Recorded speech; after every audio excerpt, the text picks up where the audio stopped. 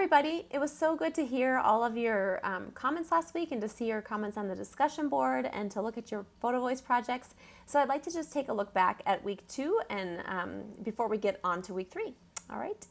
So just a few housekeeping things before we get moving on forward. I'd like to just talk a little bit about the discussion board first.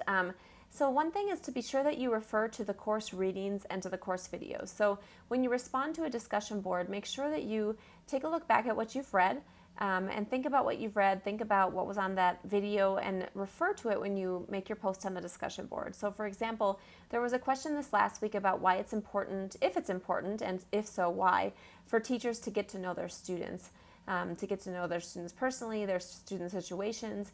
And so, for example, a lot of you said things like, it's important for teachers to get to know their students' situations so that they can be better educators and they can help their students through difficult situations. But it was important there to make a reference back to what it was that you read or maybe what it was that you saw in that video. So, for example, think about Moises' situation.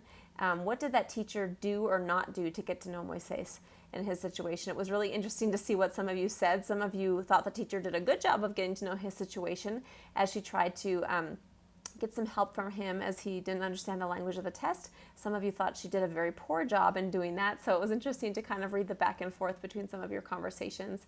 And we also read a little bit about that in the textbook. So Wright talks a bit about getting to know our students' cultural funds of knowledge from home. And so you can make a reference back to the textbook and what you read and how that has to do with the conversation that we're having on the discussion board, and it's really important to do that. The other thing is, please don't forget to respond to your classmates as you're posting on the discussion board.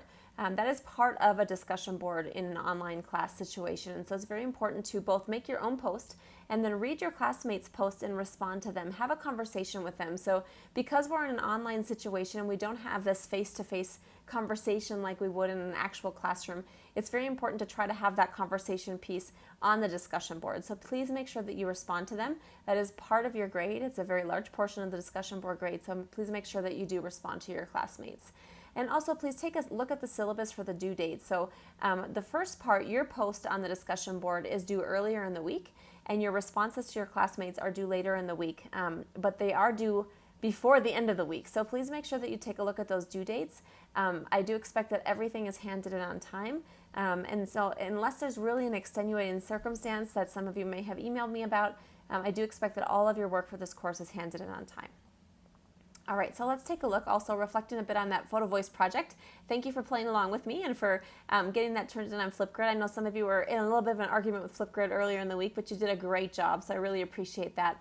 It's so fun getting to know you through your photo voice projects. I have a few more that I need to get through still, and I really appreciate you doing that. So I do have, of course, a bit of a hidden agenda with a project like this. So I want you to think about what we've been talking about, getting to know our students, and how I, as a teacher, might be getting to know my students, right, through a project like that. So, there are different ways for us to get to know our students as educators. Something like a survey that I sent you out at the beginning of the class is a real quick and easy way for me to get to know some of your circumstances. But in order to get to know you on a deeper level, as a teacher, as an educator, we really need to do a variety of things, right, in order to get to know our students.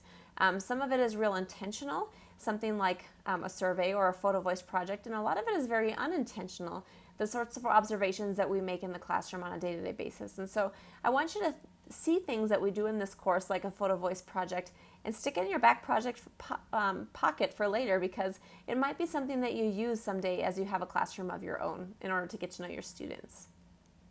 Okay, so this question of who are emergent bilingual students is something that's very important, and it was a key concept in the chapter that we read this week, something that I saw a lot of you really did understand very well, and I also saw some misconceptions on the discussion board, so I want to make sure that we really understand this before we move forward. So emergent bilingual students are students who are on a path towards bilingualism or towards multilingualism.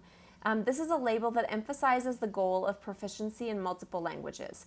So it's not a goal of leaving behind my home language in order to learn English, a subtractive type of thought. It's a goal of proficiency in multiple languages. And so these are individuals who draw from a range of abilities within what's called a linguistic repertoire. That was another term that we read about this week and will continue to read about this week and in the coming weeks. And they do this in order to comprehend or to make meaning out of languages. And so we read about various different labels for people who are learning English or people who are learning different languages, but this is definitely one that's looking at language as an asset, right? Language as a resource. And so these might be people who are learning English as a second language, as a language to add to their home language or their heritage language.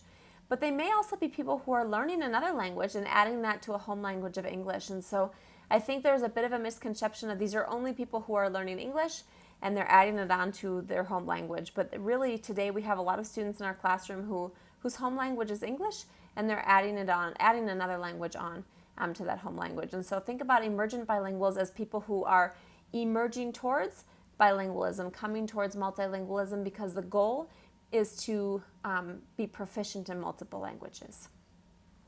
Okay, so as we move forward, I want you to keep Moises in mind in the coming weeks. You can refer back to him in future discussions because his case is so typical of many of our students in our classrooms today. And this week we're going to be talking about what it means to know a language. What does that really mean, to know a language or to be fluent in a language? Keep those questions in mind. You'll also be working this week on your first scenario solution with an assigned group.